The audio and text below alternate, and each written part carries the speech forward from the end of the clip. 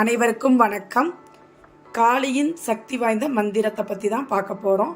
காளியின் சக்தி வாய்ந்த மந்திரத்தை பார்க்கறதுக்கு முன்னாடி இந்த மந்திரத்தோட பயன் என்ன, காளியினால நமக்கு என்ன சக்தி கிடைக்கும் அப்படிங்கிறத பற்றி பார்த்துடலாம். காளி என்றால் சக்தி என்று பொருள்.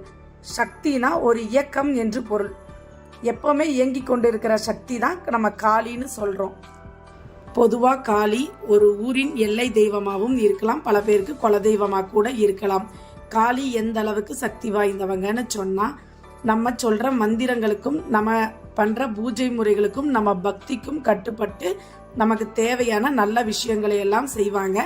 பொதுவாக காளி உபாசனை பண்ணுறவங்களுக்கும் சரி, காளியை ஒரு தெய்வம் இஷ்ட தெய்வமாக வழிபடுறவங்களுக்கும் சரி, எதிரின்னு சொல்ல ஒரு ஆள் கூட விட்டு வைக்க மாட்டாங்க. அவங்களுக்கு பொதுவாக எதிரின்னு யாராவது இருந்தால் அது நமக்கு தெரிய வேணுங்கிற அவசியமே இல்லை. நான் ஒரு காளி உபாசகர்னா எனக்கு எதிரி இருக்காங்கங்கிற விஷயம் தெரியணுங்கிற அவசியமே இல்லை. என்னை எதிர்க்கிறவங்கள அவளே அழிச்சிடுவா. அந்த அளவுக்கு சக்தி வாய்ந்தவ காளி.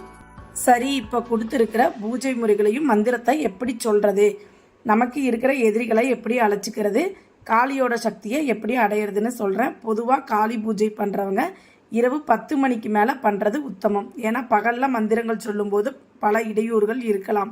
அதனால் இரவு 10 மணிக்கு மேலே சொல்கிறது ரொம்ப உத்தமம். எப்பவும் போல் கற்பூரம், ஊதுபத்தி இது எல்லாத்தையும் வச்சுக்கணும். சாம்பிராணி கண்டிப்பாக போடணும். சாம்பிராணி புகை போட்டு தான் நம்ம பூஜையை ஆரம்பிக்கணும்.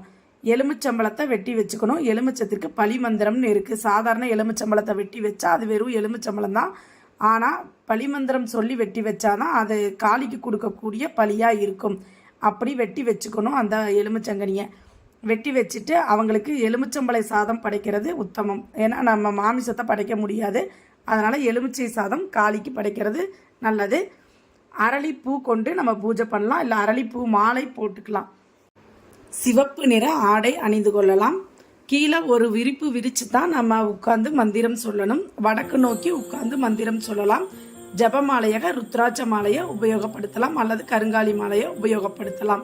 இந்த இரண்டுமே காளிக்கு உகந்தது தான். இந்த மந்திரத்தை ஒரு 108 முறை சொன்னால் போதும்.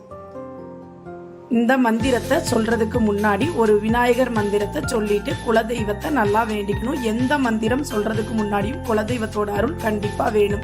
குலதெய்வத்தை வேண்டிட்டு முன்னோர்களையும் வேண்டிக்கணும். வேண்டிட்டு அதற்கப்புறம் தான் இந்த மந்திரத்தை சொல்ல ஆரம்பிக்கணும். இந்த மந்திரத்தை ஒரு 108 முறை சொன்னாலே போதுமானது. நல்ல பலன் தரக்கூடியது இந்த மந்திரம். இந்த மந்திரம் ஓம் ஸ்ரீம் க்ரீம் எரித்திலகமிட்ட கபால ரூபி ஹூம்பட் ஸ்வாகா.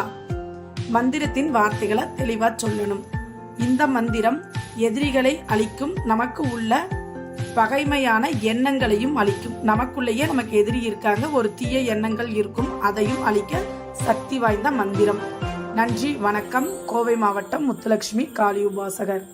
இந்த பதிவு உங்களுக்கு உபயோகமாக இருந்தால் பிளாக் மேஜிக் 786 சேனலை சப்ஸ்கிரைப் பண்ணி லைக் பண்ணி உங்களோட கருத்துக்கள் என்ன அப்படிங்கிறத பற்றி கமெண்ட்ல சொல்லுங்க.